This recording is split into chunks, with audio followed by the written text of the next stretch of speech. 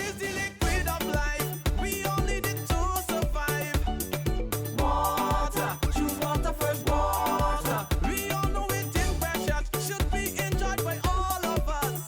Talking about water, choose water first. Water. We're still inside doing it virtually for this edition of Water Wednesdays because of the Saharan dust and a bit of the ash still in the atmosphere. It's all about protecting ourselves from that exposure. I have Shenelle Bayley with me. She's a senior engineer acting at the Barbados Water Authority, and she mainly deals with the Bridgetown and South Coast sewage treatment plants. We've been trying to keep the ash out of our systems, not only physically, but at the plants as well. Talk to us about what you've been seeing there. Thus far, we've been trying as much as possible to maintain our sewer systems, monitoring the amount of ash deposits that we would have seen coming, falling on the lift stations, falling on the plant areas and stuff like that. To mitigate this, what we've been doing is that we've been, especially at the Bridgetown plant, we've been monitoring our processing units because they are open-ended. Because they're open-ended, it means that the ash is going to fall directly into the sewage. Okay, so in doing that, we've been monitoring pH levels and what's not. We haven't seen any change thus far, which is very good, right? In terms of the lift stations, we've been monitoring them because some of our lift stations are located in open areas.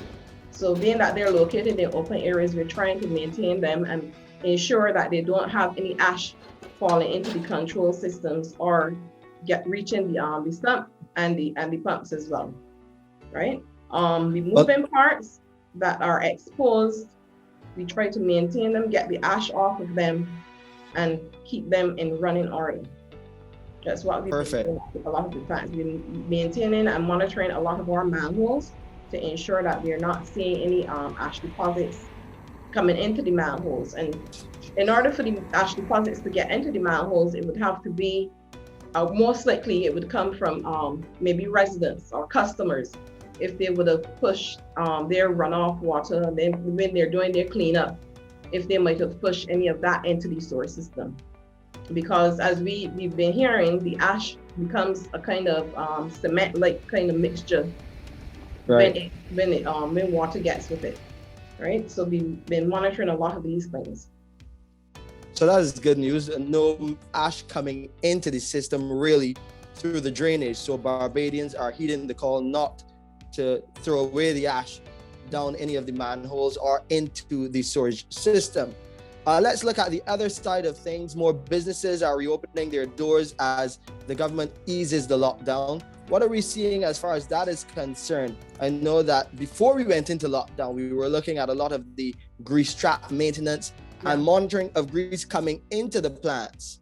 How is that looking? Well, we would have liked for a lot of the establishments to have gotten their grease traps cleaned before the lockdown, but that wasn't possible in all cases. So as we're starting to reopen, we're seeing a lot of them now have to have their grease traps cleaned and maintained and what's not. We're trying very hard to keep the grease out of the system. Grease tends to form blockages, and a lot of the times the blockages may be formed on the customer's end, right? So if it's formed on the customer's end, it's something then that they would have to deal with. Those things could become costly. When they get into our sewer system now, the grease becomes a hard material, almost like a marl type of consistency, and that tends to stick to the sewer lines. So when that sticks to the sewer lines, it causes problems. You end up with blockages. Sometimes it could damage the lines, and then if it gets to the lift stations or the plants, you'll find that it might cause some damage to our pumps. Barbadians, you must play your part as well. Remember the 3 P's. Only pee, poo, and paper goes into the sewage system. Please find other ways of grease disposal. And of course, we'll continue to update you right here on Water Wednesdays. Thank you so much, Shenelle. Shenelle Bayley is a senior engineer acting with the Barbados Water Authority. To view this or a previous episode again, please visit our website, www.barbadoswaterauthority.com. You can go to our Facebook or Instagram pages. We always have loads of update content and information there, or just type Water Wednesdays in YouTube. You can find us there.